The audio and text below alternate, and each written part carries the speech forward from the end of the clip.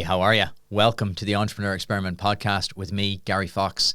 Today, my guest is Ray Nolan, an Irish entrepreneurial legend.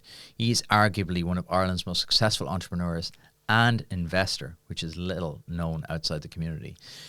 He built Hostelworld to $500 million exit and then went on to become the chairman of Skyscanner and is now building eDesk, which, from chatting to Ray today, this could be the biggest one of all.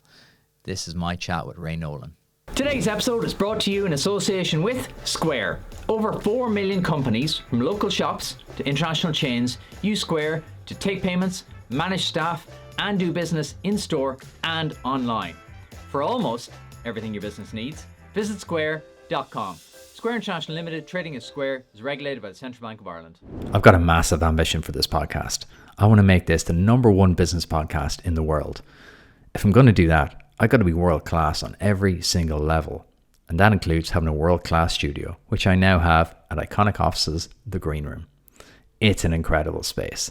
I first recorded here with my live pod back in June and I loved it. And get this, it's publicly bookable. That means you can go online and book it right now. As I said, it's called The Green Room. It's a private cinema and screening room. That means it's perfect to wow a client with a pitch, host a private screening, or do what I do, record a podcast here. So, as I record here, and as you know, I'm a member of Iconic Offices, I've got the team at Iconic Offices to hook us up with a number of exclusive complimentary office trials and discounts for my audience for booking this exact space. No catches. Simply go to the web link in the description, grab the offer that works best for you. Thanks, Iconic Offices. The Wealth Summit is on the RDS on November 15th. It's for entrepreneurs, business owners, and those that aspire to be. If you're at the startup, scale-up, or sell-up stage of the entrepreneurial journey, then the Wealth Summit is for you. Learn how to build personal and business balance sheets through business growth strategies and build out critical paths to financial independence. Join Stephen Bartlett, Niall Quinn, Mandy Hickson, Tom Gannon, and 30 other speakers for a day of empowerment, motivation, education, growth, and networking. And we have an exclusive offer for listeners of the pod. For €150 plus VAT, you're going to get a discounted Access All Areas ticket, which also gives you access to the Wealth Tribe lunch, and it gives you a free masterclass on November 16th on how you can actually implement AI into your business. It doesn't even end there. The first 10 people to sign up by September 15th will get a ticket to the 10X Growth Camp in Lutterstown Castle on September 29th, where you'll deep dive into business growth strategies, financial growth strategies, and AI implementation for growth. So click the link below to avail of this incredible offer. Ray, welcome to the pod. Hey, great to be here. Thank you. Genuine pleasure to have you on. You're a shining light, I would say, in the Irish entrepreneurial scene. You've someone I've had on my radar for a long time. A lot of people have requested this one, so no pressure. Well, I hope I live up to the expectation. I doubt I will, but there you go. Let's see how we get on. I was reading through your LinkedIn last night, and it was one of those ones where I'm not even sure where to start with, Ray. So we'll start at the start. You're a self-taught programmer.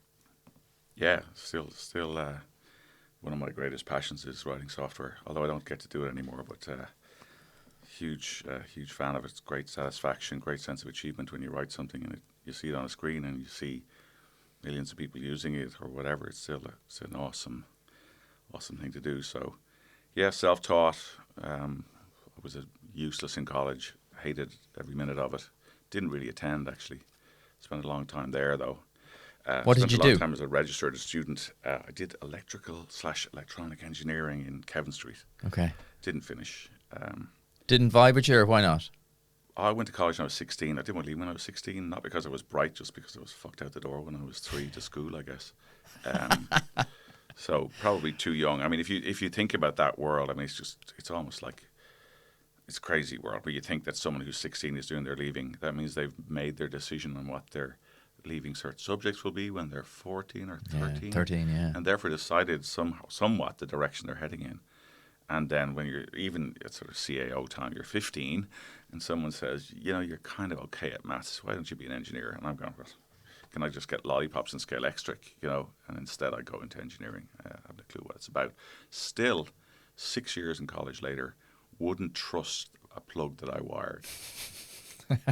So that gives you a sense of my knowledge of electricity. But yet, you're a coder. How does that work? Like, how Coding does has nothing to do with engineering. Coding is a joy. It's I mean, you could call it educated typing. You could call it delivering logic onto a page or onto a screen. It's not engineering in the sort of classic engineering mold of things, which is about specification, millimeters, and all this kind of stuff. It's almost like freeform art for me. Really? Writing code and building software. You said the stereotypical coder image is completely wrong.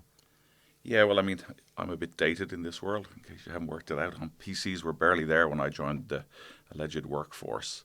But, you know, the stereotype is super brainy maths guy, importantly, in the stereotypical world.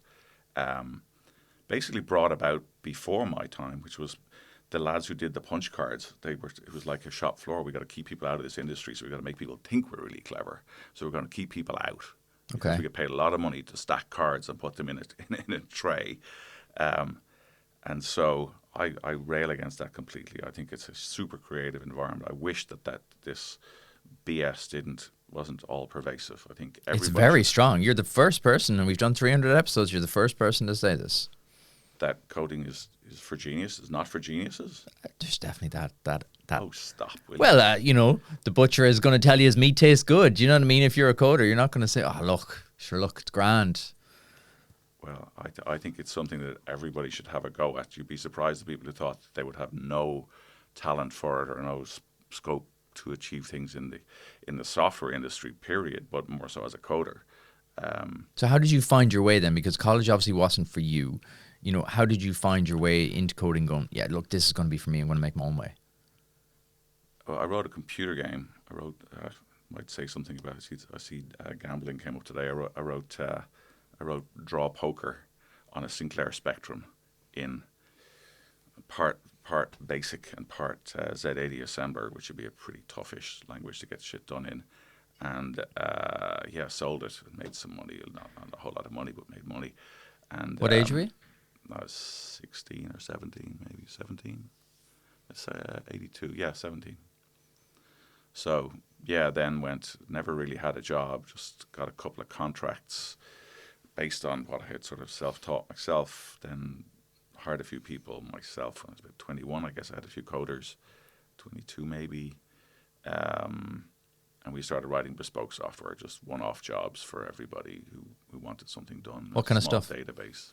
Anything. It could be a membership system for the Alzheimer's Society. I remember that. We did a training system for the Irish Times. We did a bank reconciliation system for when the banks were famously not applying the right interest rates to people way back in the day. And yeah, anything, meat companies, you name it, I've written software. And that's beautiful too. It's a bit like, imagine being exposed to how everybody makes money. You know, so you're in a world where you think, oh, well, you know, Ray's travel or Ray's whatever. But no, I come from, most of the stuff that I apply today, I got from watching a meat company make money. Or, you know, watching the efficiencies and watching where things go wrong in those industries and writing software to try and make those things go away. So it's a bit like being a consultant in a sort of business consultancy kind of, remember I used to call them management insultants, but they were management consultants, allegedly. And, you know, where you get to see how other people make money and apply it. So in the software business, you not only have to see it, apply it, you got to fix it. And I would have, my greatest days were going into a business that's looking for one thing and saying, yeah, but you're not really looking at it the right way. You realize that most of the losses are over here, and I can fix that too with a little bit extra, you know. So So you were getting a double insight. You were teaching yourself how to run a business by watching everybody else make the mistakes. Well, I'm not sure I was ever taught how to run a business. I was taught I've learned how to make money. I've never had a boss, right? So that's a bit tedious. I've never been on a management course per se, so I'm probably the worst manager in the world. And so I lack some of the rounded edges that maybe other people would have gotten over time because they would have seen things. But maybe I've rounded it over time. But I was seeing how other people make money. But basically, I was just hustling to pay pay the bills, right? I was writing software. I wasn't like I had a grand vision. It was like, I need to make money. I can write software. Let's see how much software we can write and get through the day. And what was next? You made a comment to me over our coffee about selling time. You were selling your time. Yeah, well, if you're selling essentially. time, obviously you can only sell 24 hours unless you're a lawyer. And I wrote a system. All the barristers in Ireland still use software that I wrote in 1991. Imagine. That's 33 years ago. That I wrote myself. But interestingly, why I say lawyers are the only people who can charge more than 24 hours in a day is you're charging billable units. Now that's not barristers, more so solicitors or American lawyers, where you're charging on the clock. So I can get 10 calls done in an hour, but each of those calls has a minimum unit of 15 minutes. So effectively, I've charged 2 hours in my 2.5. And they're still using that software. Yeah, they still are, which is good. Good, it's still working. Good for you. Not maybe great for I don't own efficiency. the company anymore. I sold it to Sage way back when. But yeah, I mean, so yes. But selling time is unless you get to the outer echelons of what people charge for stuff. If you're $1,000 an hour, top in Ireland lawyer, good on you. But for most of us, we're not going to get that. At what point did you realize that? What point did you go, nah, I'm not doing this anymore? I didn't really decide. It almost sounds like they would put in a plan if I answered that. In fairness, someone came to me once and said, I need a piece of software to do X. And I go, well, the number, it's going to cost you 50 grand. And he goes, I don't have 50 grand. And I go, what about if you get 10 of your buddies to give 5 grand? Now we got a product. And then the real nice bit, and this was the barristers actually, interestingly enough, in 91, I said, why don't you get 10 of your buddies to give 5 grand, and every time I sell a piece of the software, I'll give them some money back until they get all their money back, and then it's mine. And so we gave them whatever it was. They all got their money back, and that was fine. So what's the thing that happens here? First of all, I'm financed to write the software, so I get paid, which is kind of cool. Next is I get left with a piece of software when they get their bit. And I was giving them I might be giving them 30% of what I was getting every time we sold a copy thereafter. But better again, and this is, I call it customer financing, it's probably moved on to a kind of a SaaS-y kind of world now, like in terms of annual payments and so on. But the beauty was every one of those 10 barristers found a friend that wanted it, because they knew that only if this thing became popular would they get their money back. So You were the first ever affiliate scheme. Yeah, now everyone's doing it. Even if it was shit, they were going to tell everybody it was great. They wanted their money back, right? So, and it was good, so it was fine. That's a juicy little business model you cooked up very first out of the gates. Yeah, and used it again a few times in different products that we did, because I never really had a lot of money until maybe Hostelworld became something big. We did it again with time and billing software. I wrote coretime.com. What was originally pre-internet was Coretime, and it became coretime.com, which we sold to Sage. It was time and billing software. Again, someone comes with an idea, and I go, I can do this, and I can do it way better, but it's going to cost you a lot more. Find me some people that will use it, and they will go out and recruit people. And did it with the hostels. Did it with the hostels again when Hostelworld came out. And it's a decent model, because it's a win-win. If Hostelworld became successful, then the hostels who paid me in advance so with the hostels, the bigger one, which have been hostels, we had lots of hostels. They were using our software. It's a desktop piece of software. And was this the same story again? Someone came to you, need some software to run a hostel, or how did that work? No, how Hostelworld came about is bizarre. I don't know what happened. I got into telephone cost management, would you believe, which is PABXs have an output port on the back of them that prints a line of print every time the phone is put down. Right. So in a hotel, you would have seen a little line printer. Every time a room put down a phone, it would say extension 25, dial 0044, blah, blah, blah, blah, for 16 minutes. And somebody would work out what that cost was. And they were in offices too. And Aircom, interestingly, brought out, they moved from a world where every call was charged to every 3 minutes on a call was charged. Okay. It's a long time ago. So telephone cost management became a thing. So anyway, we put this into places, in offices mostly, and then some hotels, some smaller hotels. And then one of the hotels said, well, you've got all the room number and that shit. Why don't you tell me who's in the room? And then why don't you help me book the room? So we wrote a hotel system, which was very, very light in terms of functionality. But it worked. You could book a hotel only on the desktop, off the phone and so on. Yeah. And then one of those hotels had a hostel and said, can we get it for the hostel? And I said, nah, this is never going to work in a hostel, because in hostels we have rooms with 20 beds or 10 beds, and they're all checking out on different days. Complexity goes through and the there's roof. boy rooms and girl rooms, and there's mixed rooms, and there's private rooms. So it's all a bit of a haze. So I said, look, I'm going to write a specific hostel product. And then at that time we raised, some other hostels pitched in to say, well, yeah, we want one too. So they paid, and then we. So you did the same model again, back to the same model. And then when the web came out, I did exactly the same. I went to the hostels and I said, we want 10%. To be 10% commission on everything you sell. But I don't have the money to write it, so you better. So if you give me 50 grand, I'll give you 100 grand worth of bookings. Right. AKA $1 million worth of commission-free bookings. And I think 10 or so hostels got involved, and that was enough to connect the desktop product to the web and get that whole thing working. Where does that confidence come from? Is it because you know you're going to deliver a superb product? I'm a bit obsessive. I don't really deliver shit ever.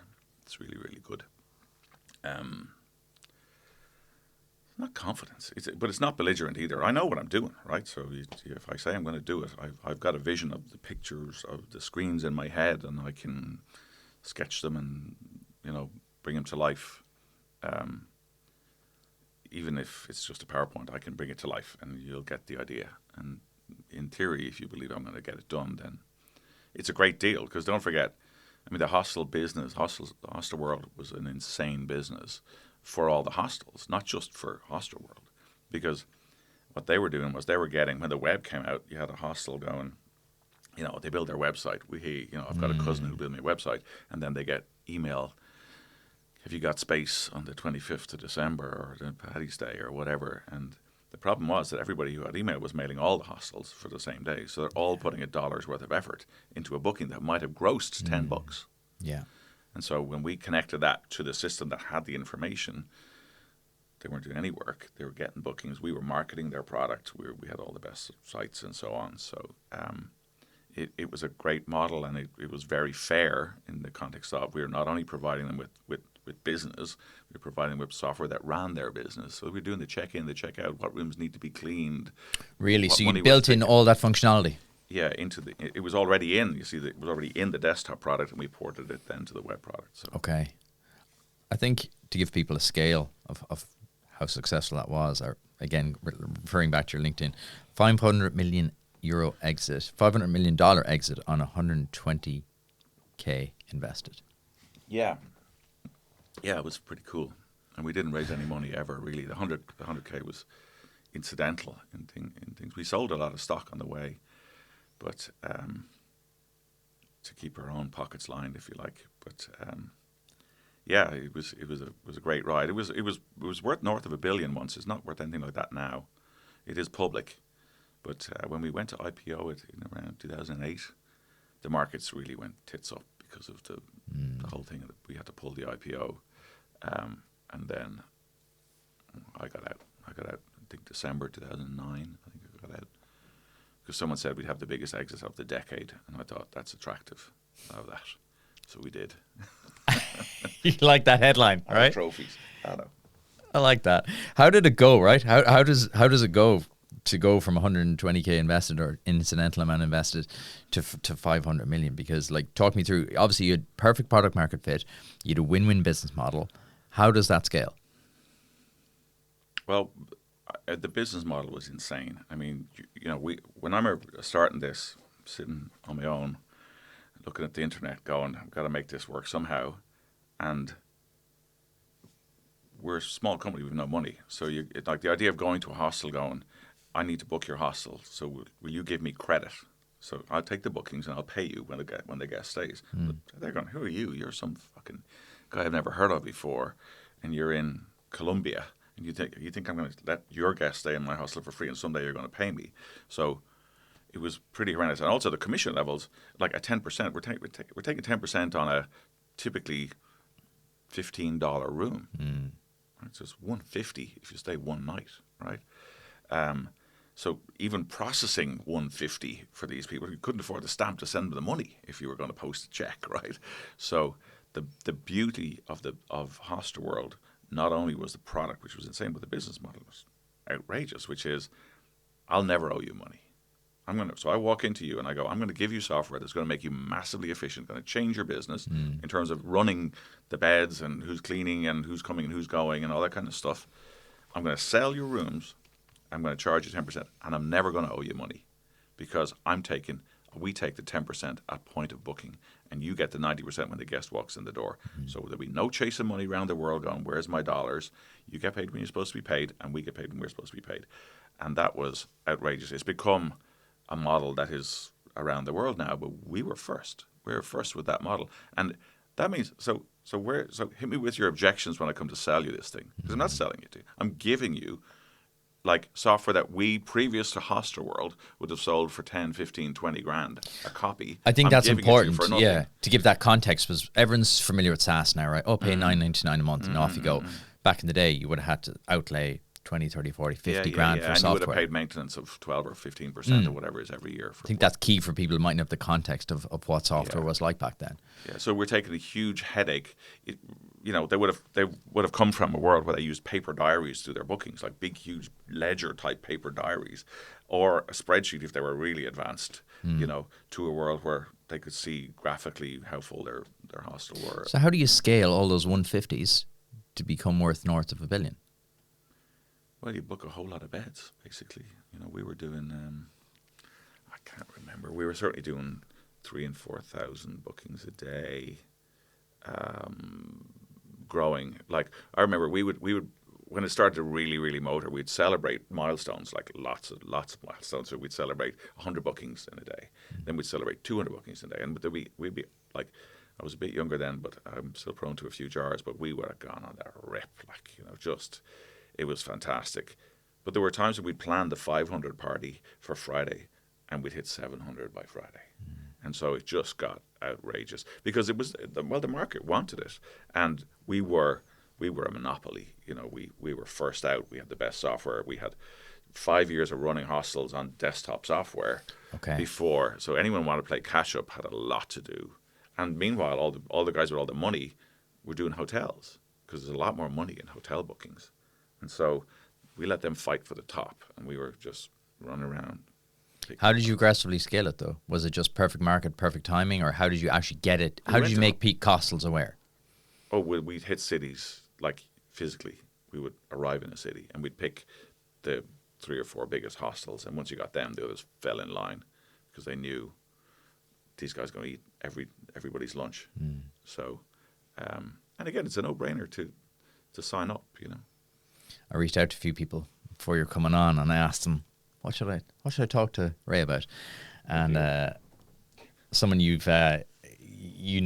said he's the best product guy I've ever met. When I met him and showed him my product, he was able to ask me questions I'd never even thought about. Yeah, that's quite a compliment. I am pretty good at product. Product people didn't exist, so you were everything. I mean, software. The days when I started writing software, you were everything. You were the product guy, you were the UI guy, you were the designer, you were the coder, you were the debugger, you were everything. You did it, and you delivered it. And so that was very, very special to have that experience. Now how many people? We got UI, UX, designers, coders, testers, product, So it's and that's a bit, you have to. You go, well, who gets to celebrate the release then? It becomes drudgery. It's just a machine. You're on a treadmill to deliver software. It's very important to celebrate when you push something out there. And it's also very important to look back and go, who was involved? And not to let Ray or Ramon or Ramona not participate in the party that says, that was pretty darn good, because you've basically just produced a Gauguin. And it's a joy. And when I hark back. I mentioned the Alzheimer's side. I don't know why it was sprung to mind. My own man died of Alzheimer's, but we did way back. One of my first ever paid jobs was the Alzheimer's Society. I think they might still be out. John of God's, and it was to just do their mailing list. There were 2 ladies. I can't remember the names for the life of me. I can remember one. We disserviced the other one if I don't remember. So, and they typed in triplicate on carbon-backed paper. They typed labels and letters to their database of 1,000 people begging letters, effectively every month or whatever. Their newsletter, they're asking for money thing. And I remember putting a little database together for them so they could segment it, like on a PC, and giving them their first piece, well, getting them their first PCs, and then we press the button and I print all the labels and just watch them gasp and go, that's like 3 hours or 3 days of my month or a day of my week gone that you just did that. And then ironically, and these ladies were in their 60s.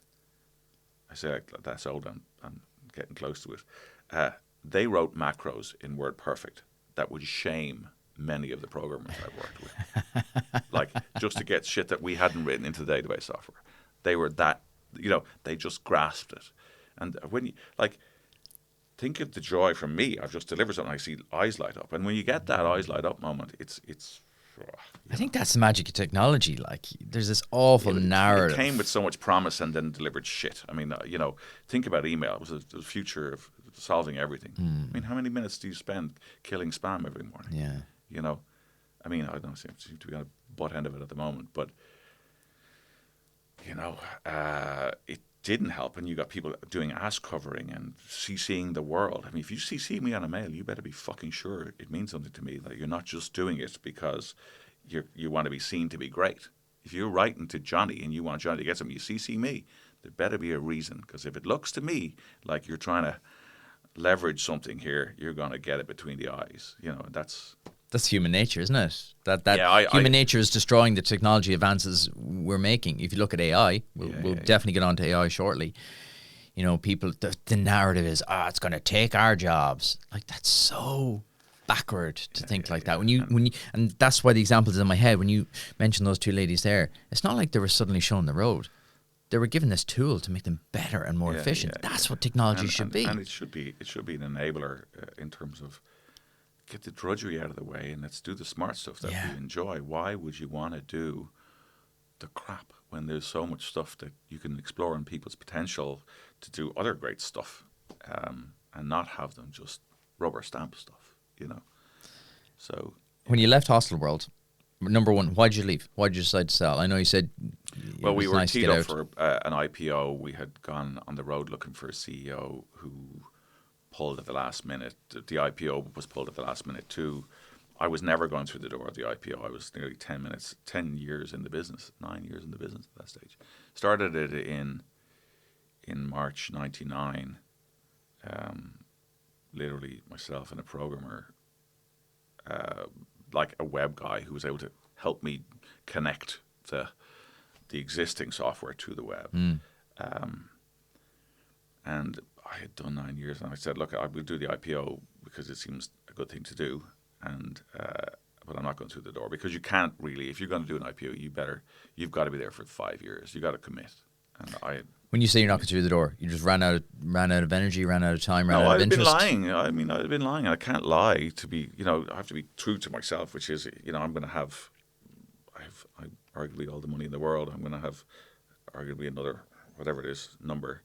And I'm not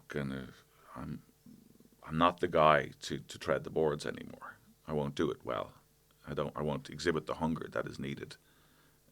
Why not? So I just felt in that industry, I wouldn't have. It's very hard to sit at a table beside someone who's got a modest business and them know that you're.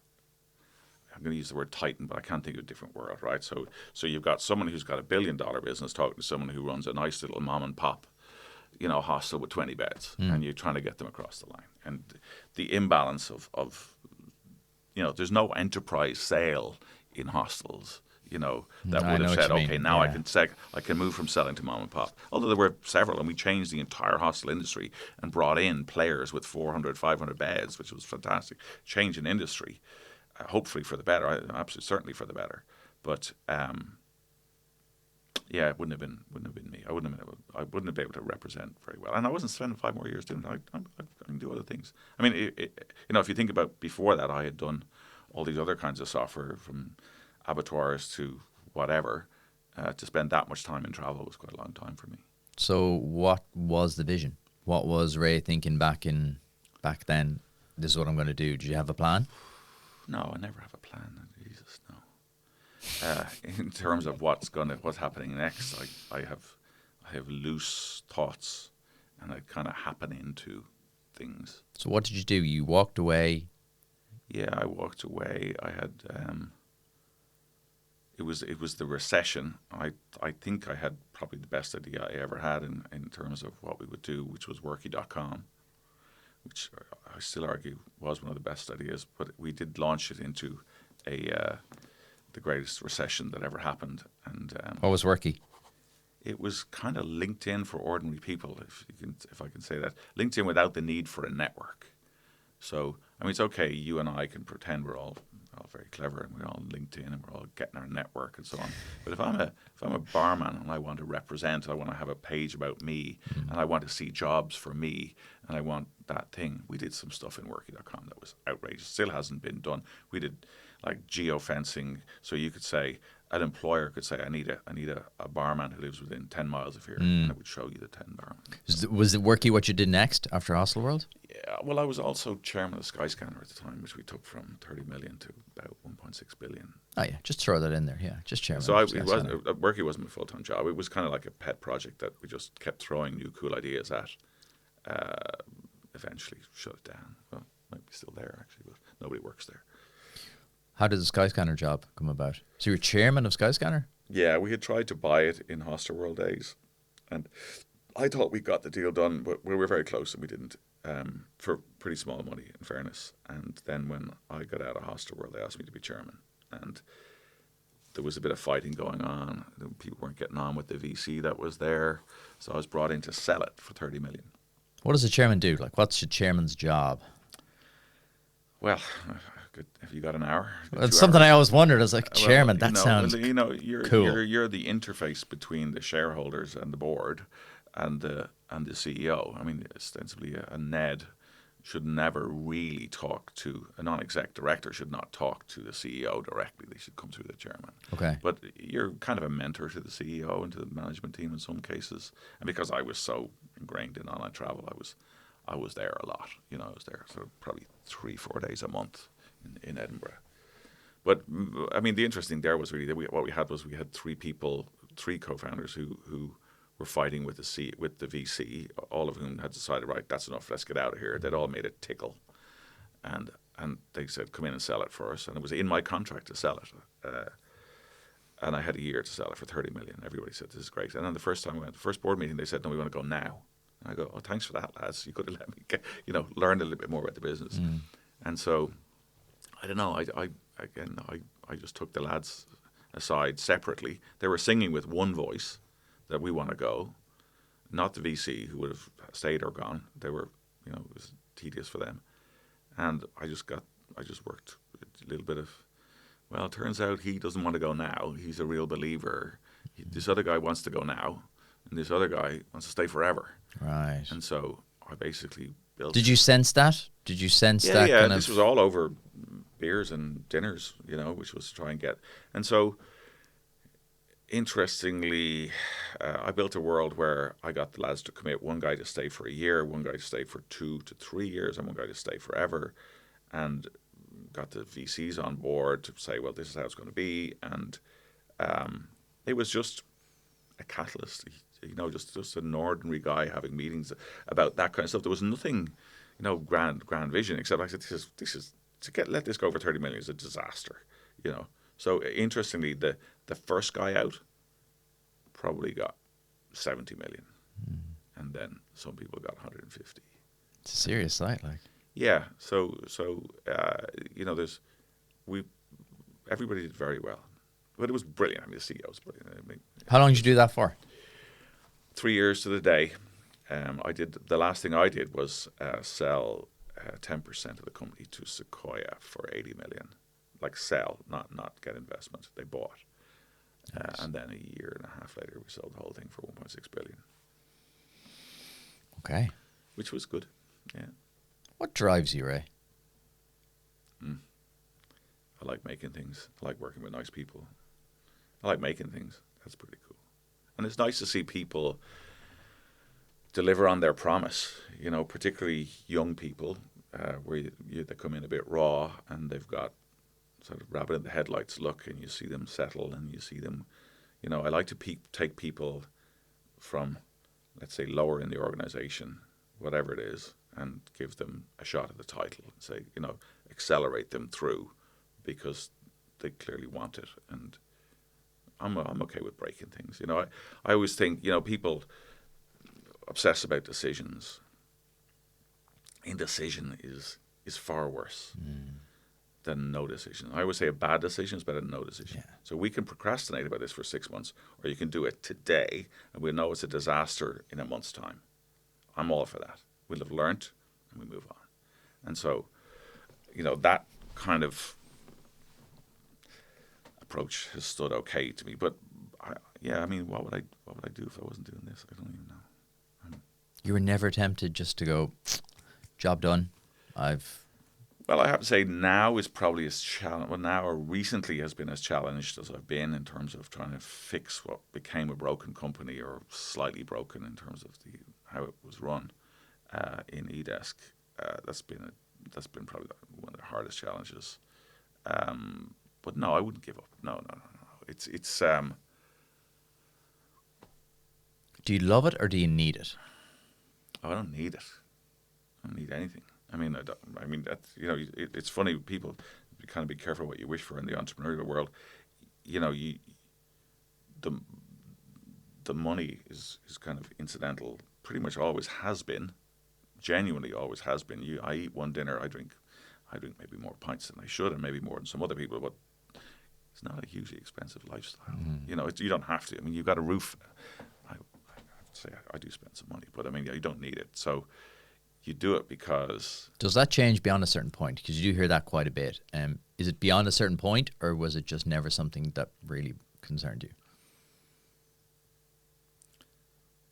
I don't know if it ever changed. I think I've always been good at hustling. So even when I had nothing, I mean, I have to say, I remember, you know, my very early software company getting to a Friday when you used to pay people weekly and not having the payroll and having to find it somehow. You know, and they're pretty tedious days. But mostly I've been okay. So I go into business for profit. I'm not like. So a lot of SaaS companies particularly, you know, it's just a burning machine, and they don't really have a vision of profit. They go, oh, we'll build it. It's not build it and they'll come, it's build it. We'll keep growing. We'll keep spending money on growth. We'll keep. And guess what? So a day comes like now, maybe a few months ago, more so, and suddenly now we're not accepting that you're spending 6 years revenue to acquire a customer that'll probably leave after 3. Mm-hmm. You know, and so a lot of those companies are being found out. Where does that mentality come from? Because it's so pervasive. I don't know. It's a bit, you know, the startup ecosystem.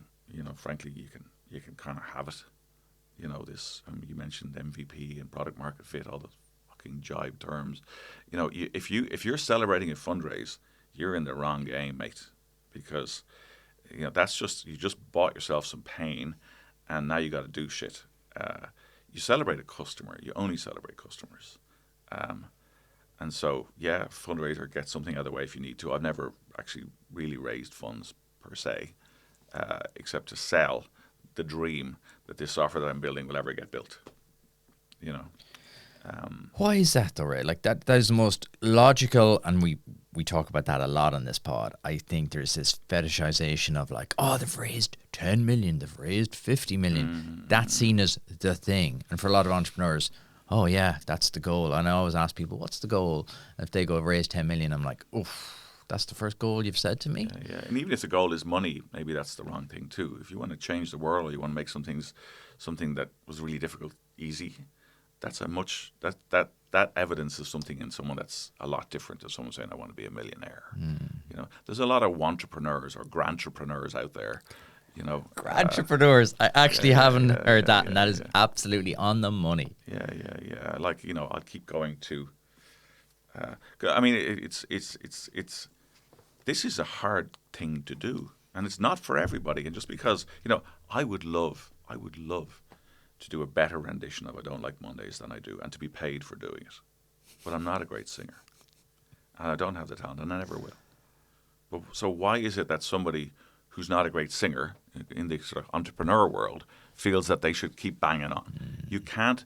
Some people, I think it's an art. I've expressed how I think software development is kind of an art. I think entrepreneurship cannot be really learned. You can get the nuances, and you can get a sort of there are CEOs out there perfectly positioned and great at what they do when a company is mature and you're basically running the machine really, really well. Those companies are few and far between, though. You have to have an entrepreneurial vibe. You cannot just run, a SaaS company by reading all the great SaaS books and go, hey ho, I know what to do now. I've seen it fail. I've heard 3 CEOs in my time, and they've all failed because they just felt it was in a book. And, it's not in a book.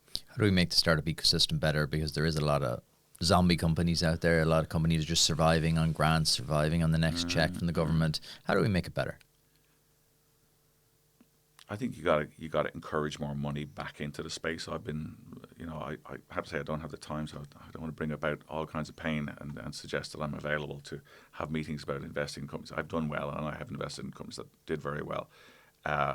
Money has to be pushed back into the system. You got to encourage. So everybody who got out should be encouraged to get back in, because they're not just bringing their money; they're bringing their knowledge and their thing. And I don't think people realize who aren't in business, who aren't living on the smell of a wet rag, that entrepreneurs tend to live on a quarter to a third of the salary they would get in the open market. And they do that for quite a period of time. And then everybody goes, well, hey, look at this person 5 years later is worth millions. But they've lived on nothing. Yeah. And quite often we're being forced to get out because there's debt, and there's a family, and there's a house that isn't rented or paid for or whatever. Yeah. And you kind of go, eventually, because of the way our tax system is structured, people feel they have to get out. And so people are getting out too early.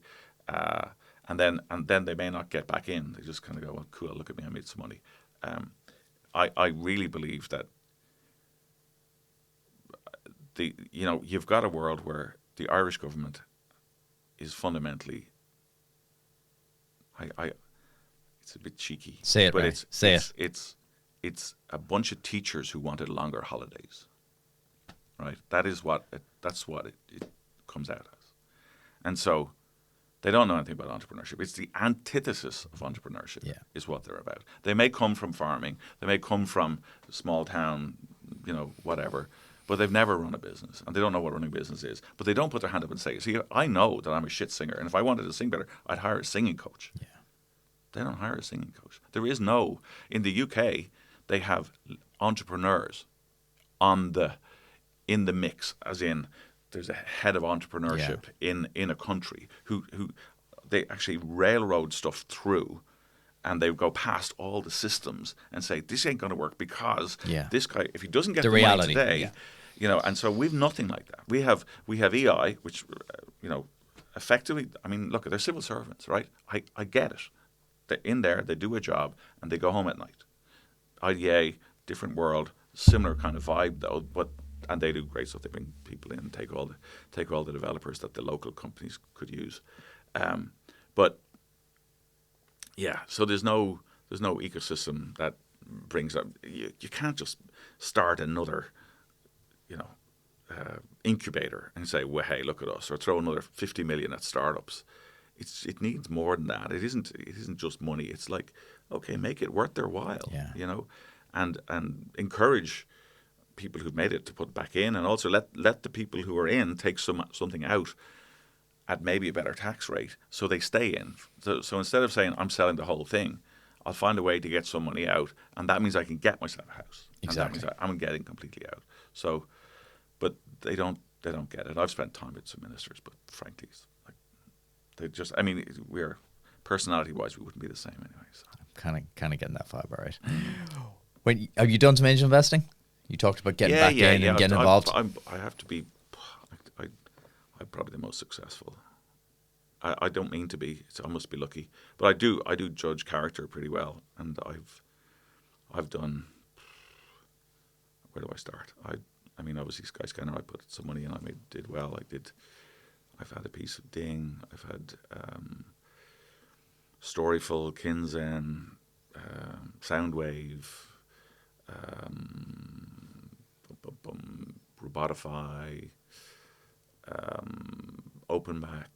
Probably, I think I would guess that I've had 20 exits, and I've had probably 5 go down or less than that. Some of the crazy ones went down that you would have thought would succeed. That were, some of the crazy. That's a high hit ratio. Oh, Why? it beats any there's an IRR of over like 190% or something on all the investments. But it's mostly because I end up getting involved. That's why I can't invest right now, right? Because I'm the CEO and I don't have the time, and so I don't have the time to listen, to do any kind of diligence on it, or to get involved. And what tends to happen is someone go and raise a load of money, it isn't going as well as it should. Who are we going to call? Even though he only owns 5 points of the business, all the other shareholders are going, oh great, we'll get Ray in, he'll do it. I go, you know what? I'm not working for you. You know what I mean? Why would I want to work your investment for you? So, out of the ones that have been successful, what have been the traits that you've looked for? I invest with my gut. I mean, so the huge ones obviously would be Ding, run by an amazing guy, and in Mark Roden, who's just a great friend, great guy.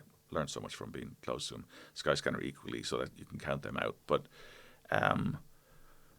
mostly good ideas and prepared to listen and worked really hard. There's not really ones that there were very few 1 and 2 year ones. They were nearly always 5-6 years on the go. And I've really enjoyed working with the people that I don't do kind of blind investing. I couldn't be arsed. You know what I mean? Just throw money into something and hope a check comes back. It's not really my vibe. You talked about eDesk briefly. Let's dig into that. How did that start? How did it start? Well, I was probably more available than I am now post Hostelworld, and I looked around at some stuff, and one of my friends had a business selling stuff online, and he showed me around, and it was very hard to reconcile everything in terms of the money, and there's a lot of pieces of software involved, and you've got to create listings on eBay and Amazon and all these sites, and you've got to support 20 different places, your own website, your email, Twitter, Facebook, on Amazon, on eBay, on everything. And so he was using multiple tools for multiple parts of his business. And we built a mega piece of enterprise software that solved practically all his problems, only to find, and I had done a deal on a handshake that I would own 15% of his business for the price of the software. I would write the software. The old gem is back in the mix again, yeah, huh? Yeah, well, something that's sort of different. And then when it came down to it, the VC kind of did me over, and I ended up stuck with this software, which I then said, well, fuck you, I'll go sell it. So I started to sell it. It was a huge piece of software, and then quickly realized I did not want to sell this software. It was for managing e-commerce stores, It was it? doing everything. It created your listings. It did your repricing. It did your support. It did like many, many, many things. And the problem was every time we went to a new customer, they said they wanted something new. Right. And I thought, God, I'm just going to be writing software for everybody else for all that. So I just cut a few modules out of it. Were you back writing the software? No. I'm a product guy now. I don't get. They won't let me near it. But we do joke. We have my best nights on the beer with the dev guys, and I tell them how they should have done it, and they laugh, and they're probably right. But no, I wasn't. But so we just cut 2 or 3 small bits out of the bigger product and started to sell them for cheaper money, and we will not change it for you. And so we end up in a business that probably, I don't know, I'd like to think it's worth 150 million, and then there's always the market and what markets pay. So what does it do? For anyone not familiar with eDesk, what exactly does it do? Oh, it's pretty easy to describe now. I'm a great one for shortening how to describe things.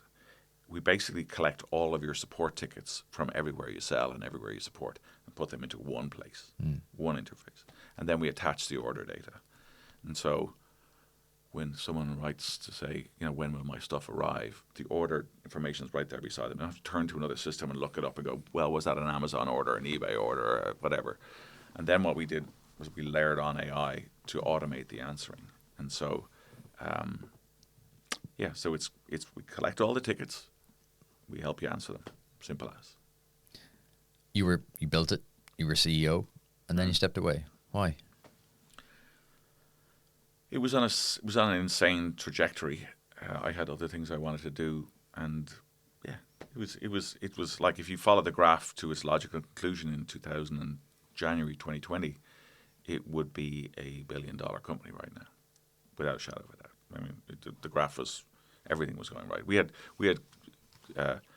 poor cousins of ours in terms of competitors who were like way behind us functionality wise, and when I came back, they were worth 800 million, because we kind of missed the boat a little bit in Why? terms of some of the stuff.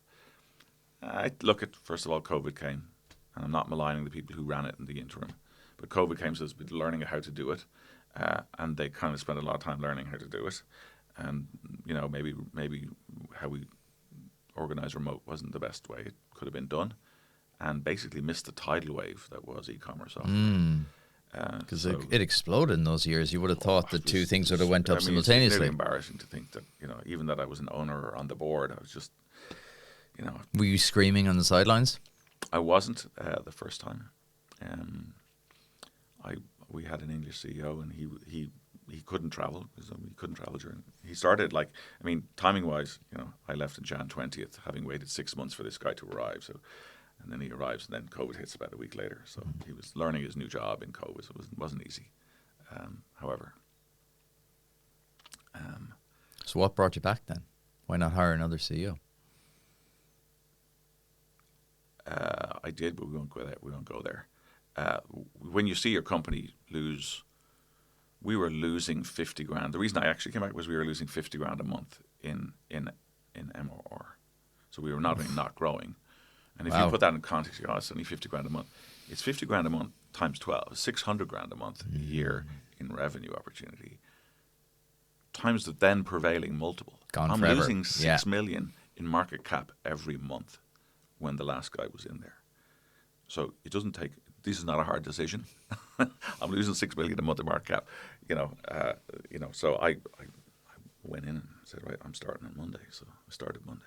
What you do? What did you go in with the mission to do? Obviously to stop losing money, but I had to reverse out a lot of things. Again, if you're not an entrepreneur, or you run using a book, or think that it's just a process, you think you need, we're not selling anything. Get more salespeople.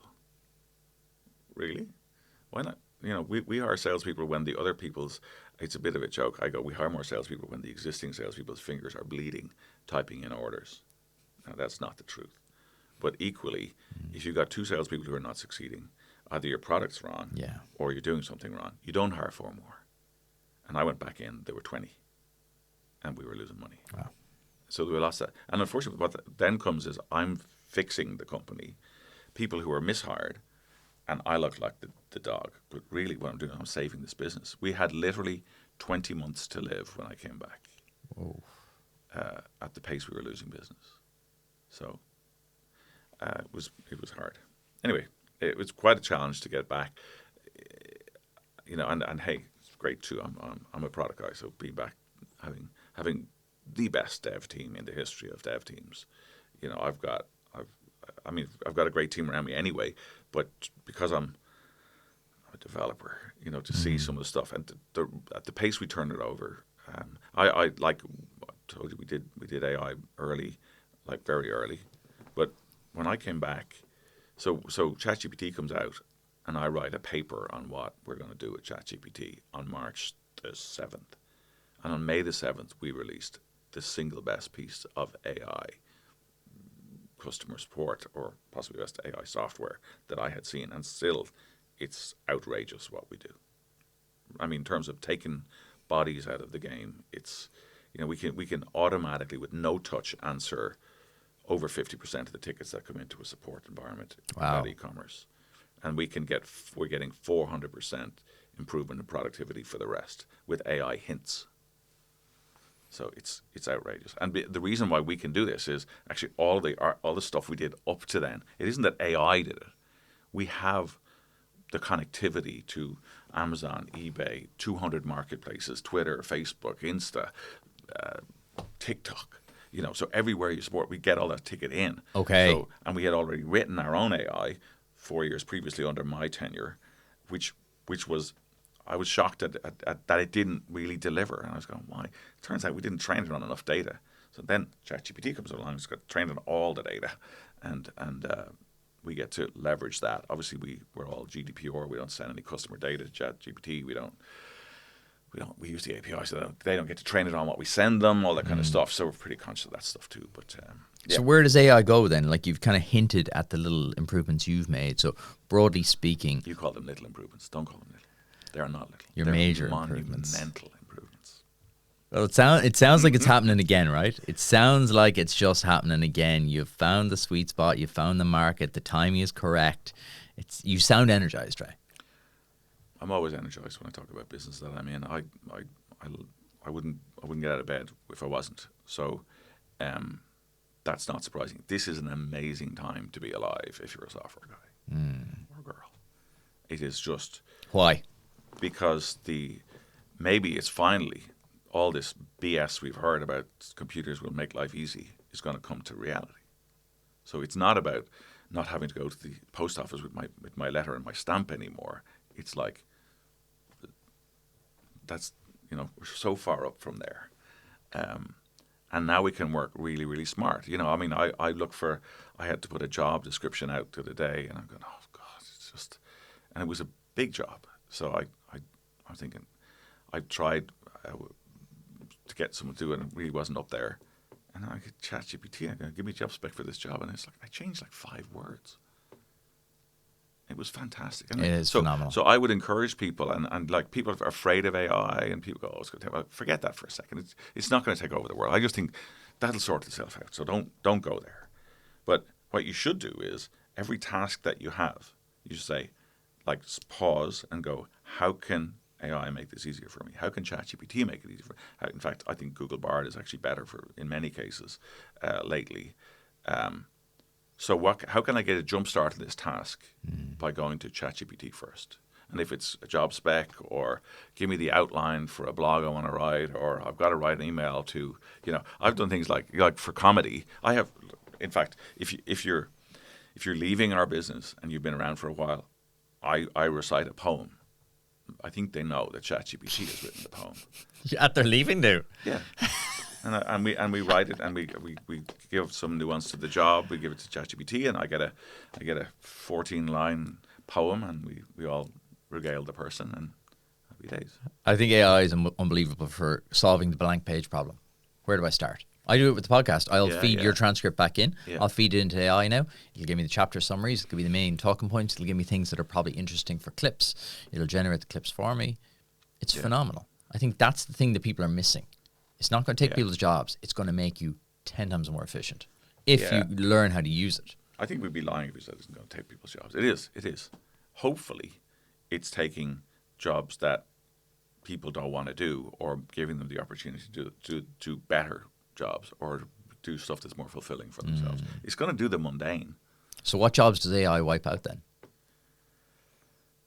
Well, I think the content guys are going to have a bit of trouble, because even if you say, well, it's AI and I can spot that it's AI written, you're still getting 6 times the productivity, even if you use it as a hinter to what you do. And so, I mean, that's sort of in my own space here. What else is it going to do? I've seen AI cleaning toilets. I've seen, we have robo-mowers. We have, there's things that you do. You kind of go, anything that is repetitive. Like, what's the funny thing is online travel. I get into cold sweats when I think about booking travel. I don't book my own travel anymore, but if I think about vacations, I end up getting involved, and it just blows my mind. I mean, why would I want to build this itinerary myself? Why does it not know that I always go to this kind of hotel? Why does it not know that I'm probably, I'm not a golfer particularly, but if I'm a golfer, I want to go near that place, or I want to be near the city centre? Why can't I type, and I can, into ChatGPT now with some of the add-ons, with Expedia or Booking.com add-ons, I can say, get me a weekend in Rome. I don't want to fly in the morning. I want to fly around noon, and I don't want to fly home after 5 p.m. And I'd like to be within 500 meters of the Colosseum, and I'd like a nice Italian restaurant. And it should be able to fill that. I love and it. that just takes some of the real pain out of it. Giving us good insight there, Ray. I know we got to wrap up now after this. Going to do a quick fire round straight away. Yeah. What book would you recommend every entrepreneur must read? So many and so much crap out there. The one that I keep giving people is Don't Make Me Think. It's, in fact, you almost don't have to buy it, because there you go. There's a mantra. Live by it. Don't make me think. If your interface makes you think, then you've failed. It took me 12 clicks to pay for my parking this morning. I counted. It's ridiculous. Yeah. What's something you didn't pay enough attention to early on that you wish you had?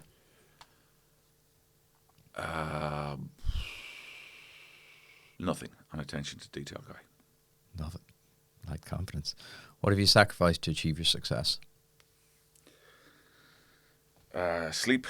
I could have been a good rugby player, I believe, and I never fulfilled that. I was only okay, but I never made training, I played okay, but not enough. And I would like to have seen how that went. What would you do today if I give you €10 million? I'd give it back to you, and I'd spend an hour working out what charity you would give it to. It's a cracker. What's something in your daily routine you wish you'd started sooner? What in my daily routine? What's one thing you do day to day that you wish you'd started sooner? A habit or routine you wish you'd done earlier in your life? I don't know. I recently seen positive writings about journaling and things like that, and just taking a little bit of time to go, I have achieved. So being me or being an entrepreneur, nobody ever says, well done. I mean, you can say, well done. Yeah. Someone say, well done, because you made 50 quid. Well, whoop-de-doo. But no one really ever, you've got to learn to say, look what I achieved. And sort of, because that's the only person who's really giving it to you. Yeah, it's 100%. I think that's why a lot of people look for external validation in the wrong places, like fundraising. Like money. I'm going to give you €1 million to invest in one person or company. Who would you pick? Hate to say it, I'm still all Apple. I've been Apple since about 10x ago. They have 500 million credit cards. That's what I really care about. Yeah. They have 500 million credit cards. They can put anything in front of you, and you can just click it. Apple Pay, they're making 50 basis points on everything I tap. It's phenomenal. Yeah. And so it Don't Make Me Think. Perfect example. Yeah. If you had to start a new company in the morning, what would it be? I've had a couple of chats with people about this, and maybe I'll do it. I think SaaS is insane, and as an opportunity, it's a great business model. But you know what? Everything I do is 99% the same as what Peter Coppinger does in Teamwork. The bit that we show on the screen is very small part of the business. So if there was a SaaS architecture where I gave you SaaS in a box, and I said, here's your billing system, here's your here's everything you need to measure your marketing returns, to do your CRM and your God forbid, your support. And all you got to do is write the bit that matters to you, because most of us spend all our time doing everything else except the actual product that we're selling. I like that. What do you believe that other people would strongly disagree with? I believe people should go to an office, and I'll never retract that. I don't think they have to be in an office every day, but I think that work from home has more failings than good. And I think that it's okay for us old fuddy-duddies stuck in our offices with our careers kind of built, be the 21-year-old kid who's sitting in their bedroom working off an ironing board, who isn't getting exposed to everybody else in the office and the opportunities, and maybe doing something different. To imagine Ray Nolan being pushed into an engineering job and never seeing what the people in marketing did or whatever else. Wouldn't have ever achieved anything. And so you need to be exposed to people. I don't do meetings. I have one meeting in my diary every week. It's at about 2:00 on a Monday for an hour. I don't do meetings. I do bump intos. I do got 2 minutes. There was a famous guy, I can't think of his name, HP, management by walking around, MBWA. And it's just bump into people. How are you doing? Do you want a quick chat about that? Not the idea of an hour with too many people on the call or in the room, where some people don't need to be there, and nobody gets to just freeform their conversation because the agenda is kind of set by the person who set the meeting. And it isn't about, we don't end up finding out about a thing that happened in the US while we're talking about a nuance of a product over here. And so, yeah, people need to get out. And for sure, there are people who don't need to be in the office every day. But there are people who do. And people who do need to acknowledge that if you're in marketing, you need to be in a creative environment surrounded by other people who are creative for most of the week, if not all of the week. If you're a developer, quiet is good, but you need to be part of a team, so you need to visit periodically. What's one thing you spend money on in your personal life that brings you immense happiness? I don't know. My favorite statement is, it's not the guy with the most toys that wins when the game is over. It's the people who've been to the most events. So I will go to an event if I can. I mean, obviously the World Cup's on. I go there, but I mean, and I don't get to because I'm working. But don't think about embracing the time. And I don't take out my camera when I'm at a concert. I enjoy the concert if I'm at a concert. I don't go that many. But going to events and bringing people if I can. Finally, what's your last piece of advice to any entrepreneur listening? Understand the challenge ahead and make sure you really are up for it, because it's hairy. Look after your head, because thankfully that is a thing that is to the fore now, which is right, because it is an immensely stressful thing, and you've got to find someone or some place where you can think out of these things. I don't. I'm a very closed. I solve my problems, but I wish I didn't. I wish it was a bit out there, and so find someone that you can spitball with and get stuff that feels like immense to go away, because there's no real, I heard a great statement the other day, which is fear is a decision that you make, and you need to recognize that I've decided this is a fear. It's not really an issue. I can ignore it; it'll go away. I mean, the tiger might bite me, but who knows? Ray, that was simply a phenomenal hour. Thank you so much. Where can people learn more about eDesk? I hope we own the .com. We definitely do. eDesk.com. It's a phenomenal product. I mean, if the ROI isn't there for you, then we failed. Ray, thank you so much. Thank you. Enjoy the chat. Cheers. Made it all the way to the end.